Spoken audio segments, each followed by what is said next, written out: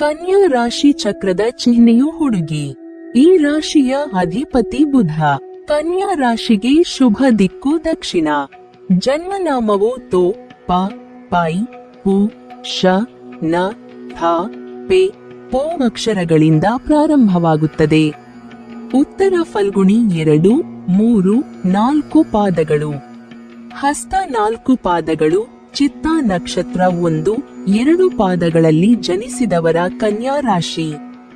ಇದು ಭೂಮಿಯ ಅಂಶದ ರಾಶಿಚಕ್ರದ ಚಿಹ್ನೆ. ಇದರ ಮಂಗಳಕರ ಬಣ್ಣ ಹಸಿರು. ಅದೃಷ್ಟ ಸಂಖ್ಯೆ 5. ಕನ್ಯಾ ರಾಶಿಯವರು ಸಾಮಾನ್ಯವಾಗಿ ತಮ್ಮ ಪ್ರಾಕ್ಟಿಕಲ್ ಅಪ್ರೋಚ್ನಿಂದಾಗಿ ಜೀವನವನ್ನು ಎದುರಿಸುತ್ತಾರೆ. ಯಾವುದೇ ಪರಿಸ್ಥಿತಿ ಅಥವಾ ಕೆಲಸ ಇರಲಿ, ಯಾವ ರೀತಿಯಲ್ಲಿ ಅದನ್ನು ನೋಡಬೇಕು ಎನ್ನುವಂತಹ ಲೆಕ್ಕಾಚಾರವನ್ನು ಸರಿಯಾದ ರೀತಿಯಲ್ಲಿ ಹೊಂದಿರುತ್ತಾರೆ. ಇನ್ನು ಕನ್ಯಾ ರಾಶಿಯವರನ್ನು ನೀವು ಯಾವುದೇ ಸಮಯದಲ್ಲಿ ಬೇಕಾದರೂ ಕೂಡ ಭರವಸೆಯ ಸ್ನೇಹಿತರ ರೂಪದಲ್ಲಿ ನೋಡಬಹುದಾಗಿದೆ. ಮಾಡುವಂತಹ ಪ್ರತಿಯೊಂದು ಕೆಲಸದಲ್ಲಿ ಕೂಡ ಕನ್ಯಾ ರಾಶಿಯವರು ಸೂಕ್ಷ್ಮ ದೃಷ್ಟಿಯನ್ನು ಹೊಂದಿರುತ್ತಾರೆ ಹಾಗೂ ಪ್ರತಿಯೊಂದು ಕೆಲಸಗಳನ್ನು ಕೂಡ ಪರಿಪಕ್ವವಾಗಿ ಪೂರ್ತಿಗೊಳಿಸುವಂತಹ ಮನೋಭಾವನೆಯನ್ನು ಹೊಂದಿರುತ್ತಾರೆ. ಮಾಡುವಂತಹ ಪ್ರತಿಯೊಂದು ಕೆಲಸಗಳಲ್ಲಿ ಕೂಡ ಪ್ರಾಮಾಣಿಕ ಹಾಗೂ ದಕ್ಷತೆಯಿಂದ ತಮ್ಮ ಪರಿಶ್ರಮವನ್ನು ತೋರ್ಪಡಿಸುತ್ತಾರೆ. ಇದೇ ಕಾರಣಕ್ಕಾಗಿ ಅವರು ಸಫಲರಾಗುತ್ತಾರೆ. ಕನ್ಯಾ ರಾಶಿಯವರಿಗೆ ಈ ಸಂವತ್ಸರದ ಭವಿಷ್ಯ ತುಂಬಾ ಅದ್ಭುತವಾಗಿದೆ. ಈ ಸಂವತ್ಸರ ನಿಮ್ಮ ಜೀವನದ ಅತ್ಯಂತ ಸ್ಮರಣೀಯ ವರ್ಷ. ಗುರು ಗ್ರಹದ ಅನುಗ್ರಹದಿಂದ ಹಣಕಾಸಿನ ಸಮಸ್ಯೆಗಳು ಇರುವುದಿಲ್ಲ. ಆರ್ಥಿಕ ಸ್ಥಿತಿ ಉತ್ತಮವಾಗಿರುತ್ತದೆ. ಆದಾಯದ ಮೂಲಗಳು ಹೆಚ್ಚಾಗುತ್ತಲೇ ಹೋಗುತ್ತವೆ. ವಿದ್ಯಾರ್ಥಿಗಳಿಗೆ ಅತ್ಯಂತ ಅದೃಷ್ಟದ ಸಮಯ ಇದಾಗಿದೆ. ಜ್ಯೋತಿಷ್ಯ ಶಾಸ್ತ್ರದ ಪ್ರಕಾರ ಪ್ರತಿಯೊಂದು ಗ್ರಹವು ಒಂದು ನಿರ್ದಿಷ್ಟ ಸಮಯದಲ್ಲಿ ತನ್ನ ರಾಶಿಯನ್ನು ಬದಲಾಯಿಸುತ್ತದೆ ಅಥವಾ ತನ್ನ ಚಲನೆಯನ್ನು ಬದಲಾಯಿಸುತ್ತದೆ. ಸಂಪತ್ತು, ಐಶ್ವರ್ಯ ಇತ್ಯಾದಿಗಳನ್ನು ಕರುಣಿಸುವ ಶುಕ್ರ ಗ್ರಹವು ತನ್ನ ಚಲನೆಯನ್ನು ಆರಂಭಿಸಿದ್ದು ಮುಂದಿನ ದಿನಗಳವರೆಗೆ ಹಿಮ್ಮುಖವಾಗಿ ಚಲಿಸಲಿದ್ದಾನೆ. ಇದರ ನಂತರ ಅಂದರೆ ಏಪ್ರಿಲ್ 13ರಂದು ತನ್ನ ನೇರ ಸಂಚಾರವನ್ನು ಆರಂಭಿಸಲಿದ್ದಾನೆ. ಹಣ, ವೈಭವ, ಐಶ್ವರ್ಯ ಇತ್ಯಾದಿಗಳನ್ನು ಪ್ರತಿನಿಧಿಸುವ ಶುಕ್ರ ಗ್ರಹವು ನೇರವಾಗಿ ಚಲಿಸುವುದರಿಂದಾಗಿ ಎಲ್ಲಾ ರಾಶಿಗಳಿಗೆ ಸೇರಿದ ಜನರ ಜೀವನದ ಮೇಲೆ ಪ್ರಭಾವವನ್ನು ಬೀರಲಿದೆ. ಶುಕ್ರ ಗ್ರಹದ ನೇರ ಸಂಚಾರದಿಂದಾಗಿ ಕನ್ಯಾ ರಾಶಿಗೆ ಸೇರಿದ ಜನರಿಗೆ ಪ್ರತಿಯೊಂದು ಕ್ಷೇತ್ರದಲ್ಲಿಯೂ ಉತ್ತಮ ಫಲ ದೊರಕುವ ಯೋಗವಿದೆ. ಈ ಸಮಯದಲ್ಲಿ ಕನ್ಯಾ ರಾಶಿಗೆ ಸೇರಿದ ಜನರ ವೈವಾಹಿಕ ಜೀವನವು ಸುಖಮಯವಾಗಿರಲಿದೆ. ಈ ಸಂದರ್ಭದಲ್ಲಿ ನಿಮ್ಮ ಆರ್ಥಿಕ ಸ್ಥಿತಿಯಲ್ಲಿ ಸಕಾರಾತ್ಮಕ ಬದಲಾವಣೆಗಳನ್ನು ನೀವು ನೋಡುವಿರಿ. ಈ ಸಮಯದಲ್ಲಿ ನೀವು ಅನೇಕ ಮಾರ್ಗಗಳಿಂದ ಧನ, ಸಂಪತ್ತನ್ನು ಪಡೆಯುವ ಯೋಗವಿದೆ. ನಿಮ್ಮ ಮನೆಯಲ್ಲಿ ಈ ಅವಧಿಯಲ್ಲಿ ಸಂತೋಷಮಯವಾದ ವಾತಾವರಣ ಇರುವುದು. ಜನರು ನಿಮ್ಮನ್ನು ಈ ಸಂದರ್ಭದಲ್ಲಿ ಹೊಗಳುವರು. ಶುಕ್ರನ ನೇರ ಸಂಚಾರದ ಅವಧಿಯಲ್ಲಿ ವ್ಯಾಪಾರವನ್ನು ಮಾಡುವ ಕನ್ಯಾ ರಾಶಿಗೆ ಸೇರಿದ ಜನರ ಕಳೆದು ಹೋದ ಹಣವು ವಾಪಸ್ಸು ದೊರಕುವ ಸಂಭವ ಹೆಚ್ಚಾಗಿರುವುದು. ಈ ರಾಶಿಗೆ ಸೇರಿದ ಜನರ ಕೆಲಸವನ್ನು ನಿಮ್ಮ ಹಿರಿಯ ಅಧಿಕಾರಿಗಳು ಈ ಸಂದರ್ಭದಲ್ಲಿ ಹೊಗಳುವ ಸಾಧ್ಯತೆಯಿದೆ.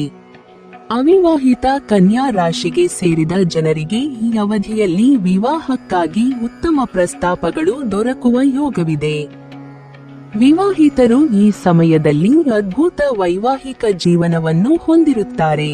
ಈ ಪರಿಸ್ಥಿತಿಯು ನಿಮಗೆ ಆರ್ಥಿಕವಾಗಿ ತುಂಬಾ ಶುಭವನ್ನುಂಟು ಮಾಡಲಿದೆ. ಈ ಅವಧಿಯಲ್ಲಿ ವಿವಿಧ ಮಾರ್ಗಗಳ ಮೂಲಕ ಸಂಪತ್ತನ್ನು ಗಳಿಸುವ ಯೋಗವಿದೆ. ಅವಿವಾಹಿತ ವ್ಯಕ್ತಿಗಳು ಉತ್ತಮ ಮದುವೆ ಪ್ರಸ್ತಾಪಗಳನ್ನು ಸ್ವೀಕರಿಸಬಹುದು. ಕನ್ಯಾ ರಾಶಿಯವರು ಸಾಮಾನ್ಯವಾಗಿ ಮೃದು ಸ್ವಭಾವದವರು. ಯಾವುದೇ ರೀತಿಯ ಸಮಸ್ಯೆಗಳನ್ನು ಸರಳವಾಗಿ ನಿವಾರಿಸಲು ಯತ್ನಿಸುತ್ತಾರೆ. ಉತ್ತಮ ನಿರ್ವಹಣಾ ತಂತ್ರಗಳನ್ನು ರೂಪಿಸಿ ಅನುಷ್ಠಾನಕ್ಕೆ ತರುತ್ತಾರೆ. ಪ್ಲಾನಿಂಗ್ನಲ್ಲಿ ಉತ್ತಮ ಪ್ರತಿಭೆ ಇರುತ್ತದೆ. ತಾವೇ ರೂಪಿಸಿದ ಯೋಜನೆಗಳ ಆಧಾರದ ಮೇಲೆ ಯಾವುದೇ ಕೆಲಸವನ್ನು ಸರಾಗವಾಗಿ ಮಾಡಲು ಇಷ್ಟಪಡುತ್ತಾರೆ. ಯಾರನ್ನೂ ಸುಲಭವಾಗಿ ನಂಬುವುದಿಲ್ಲ.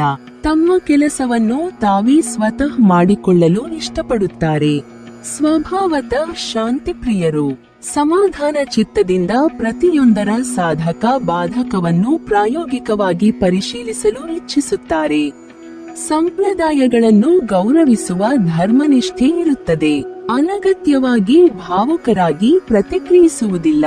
ತಮ್ಮ ಭಾವನೆಗಳನ್ನು ಯಾರೊಂದಿಗೂ ಬೇಗ ಹಂಚಿಕೊಳ್ಳುವುದಿಲ್ಲ.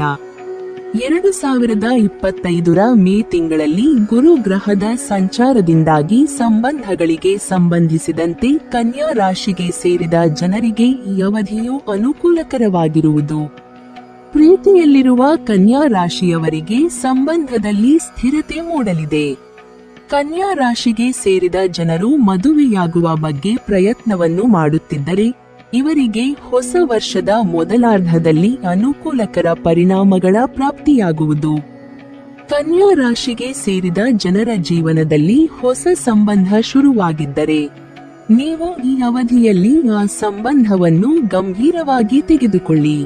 ರಾಹು ಮತ್ತು ಕೇತುವಿನ ಸಂಚಾರದಿಂದಾಗಿ ತಪ್ಪು ತಿಳುವಳಿಕೆಗಳೆಲ್ಲವೂ ದೂರವಾಗುವುದು ಮತ್ತು ಸಂಬಂಧಗಳು ಸಾಕಷ್ಟು ಬಲಗೊಳ್ಳಲಿದೆ.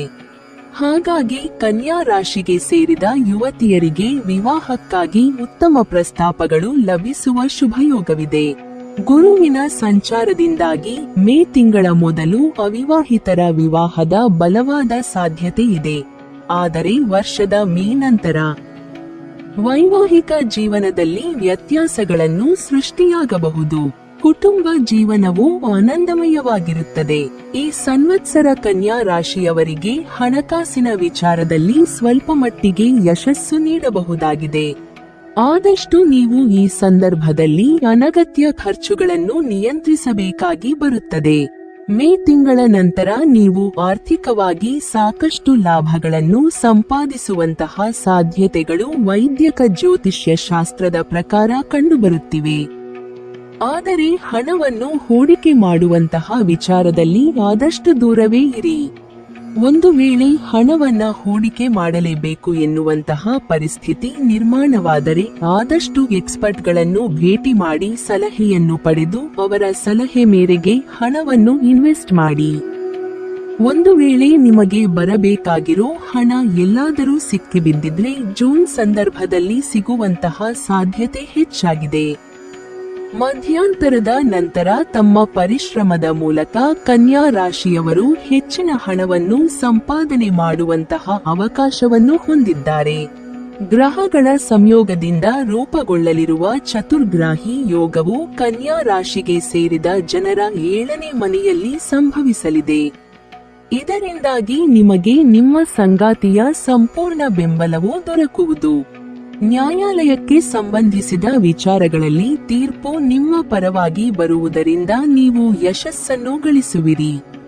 ಪಾಲುದಾರಿಕೆಯಲ್ಲಿ ಕೆಲಸ ಮಾಡುವ ಕನ್ಯಾ ರಾಶಿಗೆ ಸೇರಿದ ಜನರಿಗೆ ವ್ಯಾಪಾರದಲ್ಲಿ ತಮ್ಮ ಪಾಲುದಾರರ ಸಹಾಯದಿಂದ ದೊಡ್ಡ ಲಾಭ ದೊರಕುವ ಯೋಗವಿದೆ. ಈ ಸಮಯದಲ್ಲಿ ಕಲೆ ಮತ್ತು ಸಂಗೀತದಲ್ಲಿ ಕನ್ಯಾ ರಾಶಿಗೆ ಸೇರಿದ ಜನರ ಆಸಕ್ತಿಯೂ ಸಾಕಷ್ಟು ಹೆಚ್ಚಾಗುವುದು. ಕನ್ಯಾ ರಾಶಿಯ ಅಧಿಪತಿ ಗ್ರಹ ಬುಧ. ಮಿದುಳಿನ ಚುರುಕುತನ ಮತ್ತು ಕಾರ್ಯನಿರ್ವಹಣೆಯನ್ನು ನಿಯಂತ್ರಿಸುವ ಗ್ರಹ ಬುಧ. ಬುಧ ಗ್ರಹವು ಯೋಜನೆ ಮತ್ತು ನಿರ್ವಹಣೆಗೆ ಪ್ರೇರಣೆ ನೀಡುತ್ತದೆ. ಇದು ಶಾಂತಿಯನ್ನು ಬಯಸುವ ಗ್ರಹ. ಬುಧನ ಕಾರಣದಿಂದಾಗಿ ಕನ್ಯಾ ರಾಶಿಯವರು ಶಾಂತ ಸ್ವಭಾವವನ್ನು ಹೊಂದಿರುತ್ತಾರೆ. ಹೊಸ ಮನೆಯನ್ನು ಖರೀದಿ ಮಾಡುವಿರಿ. ನಿಮ್ಮ ಮಕ್ಕಳಿಗೆ ಕಂಕಣ ಭಾಗ್ಯ ಕೂಡಿ ಬರುವುದರಿಂದ ಶುಭ ಕಾರ್ಯಗಳು ಮನೆಯಲ್ಲಿ ನಡೆಯುತ್ತವೆ. ಕನ್ಯಾ ರಾಶಿಯವರಿಗೆ ಧನಕಾರಕನಾಗಿ ಲಾಭ ಸ್ಥಾನದಲ್ಲಿ ಇರುವುದು ಚಂದ್ರ. ಧನವನ್ನು ಕೊಡುವಂತ ಗ್ರಹ ಶುಕ್ರ. ಚಂದ್ರ ಹಾಗೂ ಶುಕ್ರ ಗ್ರಹಗಳು ತಮ್ಮ ಮನೆಯನ್ನು ರಕ್ಷಣೆ ಮಾಡುವ ಗ್ರಹಗಳು. ಹೀಗಾಗಿ ಇವು ಭಾಗ್ಯಾಧಿಪತಿ ಯೋಗ, ಲಾಭಾಧಿಪತಿ ಯೋಗ, ಧನಾಧಿಪತಿ ಯೋಗ ನೀಡುತ್ತವೆ. ಇದರಿಂದಾಗಿ ಕನ್ಯಾ ರಾಶಿಯವರಿಗೆ ಮುಂದಿನ ವರ್ಷದಲ್ಲಿ ಯಾವುದೇ ಹಣಕಾಸಿನ ಸಮಸ್ಯೆಗಳು ಇರುವುದಿಲ್ಲ. ಕನ್ಯಾ ರಾಶಿಯವರಿಗೆ ಸಂವತ್ಸರದ ಆರಂಭದಲ್ಲಿ ಗಜಕೇಸರಿ ಯೋಗ ಆರಂಭವಾಗುತ್ತದೆ. ಈ ಯೋಗದಲ್ಲಿ ನಿಮ್ಮ ನಿರೀಕ್ಷೆಗೂ ಮೀರಿ ಧನಾಗಮನ ಉಂಟಾಗುತ್ತದೆ. ಜೀವನದ ಉದ್ದ ಅಗಲಕ್ಕೂ ಕೂಡ ದೈವಾನುಕೂಲ ಇರುತ್ತದೆ. ಕನ್ಯಾ ರಾಶಿಯವರಿಗೆ ಬರಬೇಕಾದ ಹಣ ಸಿಗಲಿದೆ. ಲಾಭ ಕೊಡುವ ಮಾರ್ಗಗಳು ತೆರೆದುಕೊಳ್ಳುತ್ತವೆ. ಜಮೀನು, ಸೈಟ್, ಮನೆ ಲಾಭ ತಂದು ಕೊಡುತ್ತವೆ. ಉದ್ಯೋಗ ಹಾಗೂ ಕರಿಯರ್ನಲ್ಲಿ ನೀವು ಮಿಶ್ರ ಫಲಿತಾಂಶವನ್ನು ಪಡೆದುಕೊಳ್ಳಬಹುದಾಗಿದೆ. ಏಪ್ರಿಲ್, ಮೇ ಹಾಗೂ ಜೂನ್ ತಿಂಗಳು ಉದ್ಯೋಗಸ್ಥರಿಗೆ ಸಾಕಷ್ಟು ಉತ್ತಮ ಫಲಿತಾಂಶವನ್ನು ನೀಡುವಂತಹ ತಿಂಗಳಾಗಿವೆ. ನಿಮ್ಮ ಪ್ಲಾನಿಂಗ್ ಅನ್ನು ನೀವು ಮಾಡುವಂತಹ ಕೆಲಸದಲ್ಲಿ ಸರಿಯಾದ ರೀತಿಯಲ್ಲಿ ಇಂಪ್ಲಿಮೆಂಟ್ ಮಾಡಿದರೆ ಅಭಿವೃದ್ಧಿ ಕಟ್ಟಿಟ್ಟ ಬುತ್ತಿಯಾಗಿದೆ. ಏಪ್ರಿಲ್ನಿಂದ ಸೆಪ್ಟೆಂಬರ್ ತಿಂಗಳ ನಡುವೆ ಉದ್ಯೋಗದಲ್ಲಿ ಸಾಕಷ್ಟು ಬದಲಾವಣೆಗಳು ನಡೆಯುವಂತಹ ಸಾಧ್ಯತೆ ಇವೆ. ಶನಿಯ ಕಾರಣದಿಂದಾಗಿ ಸೆಪ್ಟೆಂಬರ್ನಿಂದ ನವೆಂಬರ್ ತಿಂಗಳಲ್ಲಿ ನೀವು ಮಾಡುವಂತ ಉದ್ಯೋಗ ಸ್ಥಳದಲ್ಲಿ ಇನ್ನಷ್ಟು ಹೆಚ್ಚಿನ ಗೌರವವನ್ನು ಸಂಪಾದಿಸಲಿದ್ದೀರಿ. ನಿಮಗೆ ಸಿಗಬೇಕಾಗಿರೋ ಪ್ರಮೋಷನ್ ಕೂಡ ಈಗ ಸಿಗುತ್ತೆ. ಕನ್ಯಾ ರಾಶಿಯ ಜನರು ಪ್ರಾಯೋಗಿಕ ಸ್ವಭಾವದವರು. ಯಾವುದೇ ಯೋಜನೆಯ ಬಗ್ಗೆ ವಿಶ್ಲೇಷಣಾತ್ಮಕ ಮನೋಭಾವವನ್ನು ಅಳವಡಿಸಿಕೊಳ್ಳುತ್ತದೆ. ಸ್ವಭಾವತಃ ಕರುಣಾಳುಗಳು ಮತ್ತು ಕಷ್ಟಪಟ್ಟು ಕೆಲಸ ಮಾಡಲು ಇಷ್ಟಪಡುತ್ತಾರೆ. ಇತರರ ಭಾವನೆಗಳನ್ನು ಅರ್ಥ ಮಾಡಿಕೊಂಡು ವರ್ತಿಸುತ್ತಾರೆ. ಆದರೆ ಸ್ವಾರ್ಥ ತುಸು ಹೆಚ್ಚಾಗಿಯೇ ಇರುತ್ತದೆ. ಕನ್ಯಾ ರಾಶಿಯ ಜನರು ತಮ್ಮ ಕೆಲಸಕ್ಕೆ ಆದ್ಯತೆ ನೀಡುತ್ತಾರೆ. ಶನಿಯು ನಿಮ್ಮ 6ನೇ ಮನೆಯಲ್ಲಿ ಅಸ್ತಮಿಸಲಿದ್ದಾನೆ. ಈ ಅವಧಿಯಲ್ಲಿ ಮಕ್ಕಳ ಪ್ರಗತಿಗೆ ಸಂಬಂಧಿಸಿದಂತೆ ನೀವು ಯೋಜನೆಗಳನ್ನು ಮಾಡುವಿರಿ ಮತ್ತು ನೀವು ಸಾಲದ ಸುಳಿಯಲ್ಲಿ ಸಿಲುಕುವ ಸಂಭವವಿದೆ. ಹಾಗಾಗಿ ಎಚ್ಚರಿಕೆಯಿಂದ ಇರುವುದು ಉತ್ತಮ. ಕೆಲಸವನ್ನು ಮಾಡುವ ಜನರಿಗೆ ಈ ಅವಧಿಯಲ್ಲಿ ಉತ್ತಮ ಯಶಸ್ಸು ದೊರಕುವುದು ಮತ್ತು ವೃತ್ತಿ ಜೀವನದಲ್ಲಿ ನೀವು ಅತ್ಯುತ್ತಮವಾದ ಸ್ಥಾನವನ್ನು ಪಡೆಯುವಿರಿ. ಹಾಗೆ ವ್ಯಾಪಾರವನ್ನು ಮಾಡುವ ಜನರು ಹಲವು ಸವಾಲುಗಳನ್ನು ಎದುರಿಸಬೇಕಾಗಿ ಬರಬಹುದು. ಈ ಅವಧಿಯಲ್ಲಿ ನೀವು ಹೆಚ್ಚು ಜವಾಬ್ದಾರಿಯುತವಾಗಿ ಖರ್ಚನ್ನು ಮಾಡುವುದು ಅವಶ್ಯಕ. ಆಗಸ್ಟ್ ತಿಂಗಳ ನಂತರ ಕನ್ಯಾ ರಾಶಿಯವರು ತಮ್ಮ ವ್ಯಾಪಾರ ವ್ಯವಹಾರಗಳಲ್ಲಿ ಹೆಚ್ಚಿನ ಲಾಭವನ್ನು ಪಡೆದುಕೊಳ್ಳುವ ಅವಕಾಶವನ್ನು ಹೊಂದಿದ್ದಾರೆ. ಮಹಾದಶ ಯೋಗ ನಡೀತಾ ಇರುವ ಸಂದರ್ಭದಲ್ಲಿ ಹೆಚ್ಚಿನ ಇನ್ವೆಸ್ಟ್ಮೆಂಟ್ ಮಾಡುವುದನ್ನು ನಿಲ್ಲಿಸಿ. ಆದಷ್ಟು ಹಣವನ್ನು ಉಳಿತಾಯ ಮಾಡುವುದಕ್ಕೆ ಪ್ರಾರಂಭಿಸಿ. ಆಗಸ್ಟ್ಗಿಂತ ಮುಂಚೆ ಟ್ರೇಡಿಂಗ್ನ ಶೇರ್ ಮಾಡುವುದನ್ನ ಮಾಡಬೇಡಿ. ನೀವು ಮಾಡೋ ಕೆಲಸ ನೋಡಿ ನಿಮ್ಮ ಸಹೋದ್ಯೋಗಿಗಳು ಕೂಡ ಈ ಸಂದರ್ಭದಲ್ಲಿ ನಿಮಗೆ ಸಹಾಯ ಅಥವಾ ಬೆಂಬಲ ಮಾಡುವುದಕ್ಕೆ ಮುಂದೆ ಬರ್ತಾರೆ. ಕನ್ಯಾ ರಾಶಿಯವರು ಈ ಸಂವತ್ಸರದಲ್ಲಿ ದಾಂಪತ್ಯ ಜೀವನದಲ್ಲಿ ಮಿಶ್ರ ಫಲಿತಾಂಶವನ್ನು ಪಡೆದುಕೊಳ್ಳಲಿದ್ದಾರೆ. ಈ ಸಂದರ್ಭದಲ್ಲಿ ನೀವು ನಿಮ್ಮ ಸಂಗಾತಿಯ ಜೊತೆಗೆ ಸಾಮರಸ್ಯವನ್ನು ಕಾಯ್ದುಕೊಳ್ಳಲು ವಿಫಲವಾಗುತ್ತೀರಿ. ಸೆಪ್ಟೆಂಬರ್ನಿಂದ ಡಿಸೆಂಬರ್ ತಿಂಗಳವರೆಗೆ ನಿಮ್ಮ ದಾಂಪತ್ಯ ಜೀವನದಲ್ಲಿ ಸ್ವಲ್ಪ ಮಟ್ಟಿಗೆ ಶಾಂತಿಯನ್ನು ನೀವು ಕಾಣಬಹುದಾಗಿದೆ. ಈ ಸಂದರ್ಭದಲ್ಲಿ ನೀವು ನಿಮ್ಮ ಸಂಗಾತಿಯ ಕೆಲಸಗಳಲ್ಲಿ ಕೂಡ ಸಹಾಯ ಮಾಡಬಹುದಾಗಿದೆ ಹಾಗೂ ನೀವು ಕೂಡ ದೊಡ್ಡ ಮಟ್ಟದ ಲಾಭವನ್ನು ಪಡೆದುಕೊಳ್ಳಬಹುದಾಗಿದೆ. ಸಾಕಷ್ಟು ಸಮಯಗಳಿಂದ ನಡೆಯುತ್ತಿರುವಂತಹ ಸಮಸ್ಯೆಗಳನ್ನು ಇಬ್ಬರು ಜೊತೆಗೆ ಕುಳಿತು ಬಗೆಹರಿಸಬಹುದಾಗಿದೆ. ಈ ಸಂದರ್ಭದಲ್ಲಿ ನಿಮ್ಮ ಸಂಗಾತಿಯ ಜೊತೆಗೆ ನೀವು ತೀರ್ಥಕ್ಷೇತ್ರಗಳಿಗೆ ಭೇಟಿ ನೀಡಬಹುದಾಗಿದೆ. ಈ ಪ್ರಯಾಣದ ಸಂದರ್ಭದಲ್ಲಿ ಪರಸ್ಪರರು ತಮ್ಮ ಸಂಗಾತಿಯ ಭಾವನೆಗಳನ್ನು ಅರ್ಥ ಮಾಡಿಕೊಳ್ಳಬಹುದಾಗಿದೆ. ಹೊಸ ಸಂವತ್ಸರದಲ್ಲಿ ಕನ್ಯಾ ರಾಶಿಯವರು ಪ್ರೀತಿಯ ವಿಚಾರದಲ್ಲಿ ಒಳ್ಳೆ ಫಲಿತಾಂಶಗಳನ್ನು ಪಡಿತಾರೆ. ಹೀಗಿದ್ರೂ ಕೂಡ ಆರಂಭದಲ್ಲಿ ಸ್ವಲ್ಪ ಮಟ್ಟಿಗೆ ಜಾಗರೂಕರಾಗಿರಿ. ಈ ವಿಚಾರದಲ್ಲಿ ಜುಲೈ ತಿಂಗಳು ನಿಮ್ಮ ವಿರುದ್ಧವಾಗಿ ಕಾಣಿಸಿಕೊಳ್ಳಬಹುದು. ಈ ಸಂದರ್ಭದಲ್ಲಿ ನಿಮ್ಮ ಪ್ರೀತಿಯ ಸಂಗಾತಿಯ ಜೊತೆಗೆ ಭಿನ್ನಾಭಿಪ್ರಾಯಗಳು ಮೂಡಿ ಬರಬಹುದು. ಇಂತಹ ಸನ್ನಿವೇಶಗಳಲ್ಲಿ ನಿಮ್ಮ ಸಂಗಾತಿಯ ಜೊತೆಗೆ ಮಾತನಾಡುವಾಗ ಮಾತುಗಳ ಮೇಲೆ ನಿಗಾ ಇರಲಿ. ಇದನ್ನ ಬಿಟ್ರೆ ಆಗಸ್ಟ್ ಇಂದ ಡಿಸೆಂಬರ್ ತಿಂಗಳು ನಿಮಗೆ ಬೆಸ್ಟ್ ಅಂತ ಹೇಳಬಹುದು. ಅಕ್ಟೋಬರ್ನಿಂದ ಡಿಸೆಂಬರ್ ತಿಂಗಳಲ್ಲಿ ಕೂಡ ನೀವು ನಿಮ್ಮ ಪ್ರೀತಿಯನ್ನು ಮದುವೆಗೆ ಪರಿವರ್ತಿಸುವಂತಹ ನಿರ್ಧಾರವನ್ನು ನೀವು ತೆಗೆದುಕೊಳ್ಳಬಹುದಾಗಿದೆ. ಏಪ್ರಿಲ್, ಜೂನ್, ಸೆಪ್ಟೆಂಬರ್ ತಿಂಗಳಲ್ಲಿ ಸ್ವಲ್ಪ ಮಟ್ಟಿಗೆ ಆರೋಗ್ಯದ ಬಗ್ಗೆ ಹೆಚ್ಚಿನ ಕಾಳಜಿ ವಹಿಸಬೇಕಾಗಿರುತ್ತದೆ. ಯಾಕೆಂದ್ರೆ ಈ ಸಂದರ್ಭದಲ್ಲಿ ನಿಮ್ಮ ಮಾನಸಿಕ ಆರೋಗ್ಯವನ್ನು ಕೆಡಿಸುವಂತಹ ಸಮಸ್ಯೆಗಳು ಹೆಚ್ಚಾಗಬಹುದಾಗಿದೆ. ಈ ಸಂದರ್ಭದಲ್ಲಿ ಆದಷ್ಟು ನಿಮ್ಮ ಆರೋಗ್ಯದ ಬಗ್ಗೆ ಕಾಳಜಿ ವಹಿಸಿ ಹಾಗೂ ಒಳ್ಳೆಯ ರೀತಿಯ ಆಹಾರವನ್ನು ಸೇವಿಸಿ. ಡಯಾಬಿಟಿಸ್ ಹಾಗೂ ಮೂತ್ರಕೋಶದ ಸಮಸ್ಯೆಗಳನ್ನು ನೀವು ಹೆಚ್ಚಾಗಿ ಅನುಭವಿಸಿ ಬೇಕಾಗಿ ಬರಬಹುದು.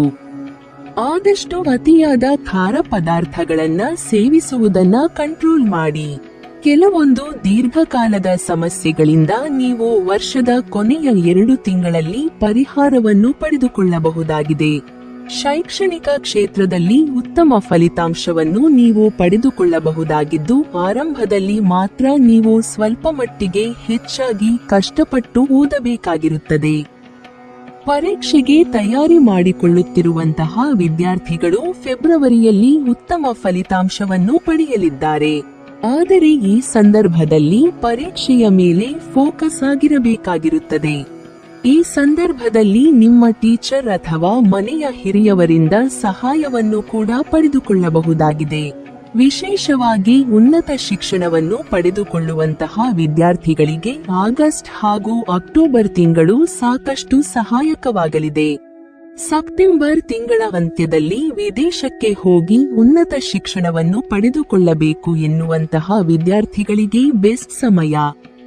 ಹೊಸ ಸಂವತ್ಸರದಲ್ಲಿ ಕನ್ಯಾ ರಾಶಿಗೆ ಸೇರಿದ ಜನರ ಪ್ರೇಮ ಸಂಬಂಧಗಳಲ್ಲಿ ಸ್ಥಿರತೆ ಎದುರಾಗಲಿದೆ.